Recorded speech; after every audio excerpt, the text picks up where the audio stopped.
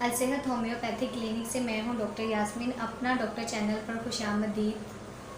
अस्सलाम वालेकुम। बालों के तमाम मसाइल के लिए प्याज का इस्तेमाल कैसे करें, मैं आपको बताऊंगी देसी अशिया से अपने घर में बालों के लिए तेल तैयार करने का आसान और 100% कामयाब नुस्खा।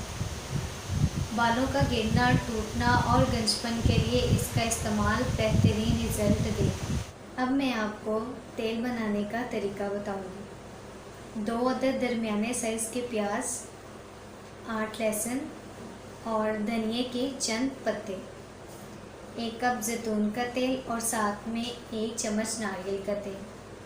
10 मिनट इन सब अशिया को किसी बर्तन में डालकर पकाएं। याद रखिएगा कि धनिया, लहसुन और प्याज के बारीक बारीक टुकड़े करके इतनी देर पकाएं कि लहसुन प्याज ब्राउन हो जाए। बाद में तेल को ठंडा होने दें और अछान कर किसी बोतल में रख लें।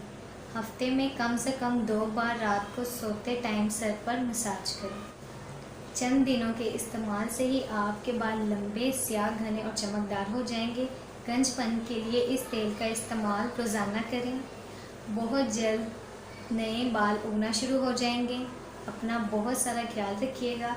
आसान घरेलू नुस्खे जानने के लिए हमारा चैनल अपने डॉक्टर के साथ जुड़े रहें। अल्लाह हाफिज़।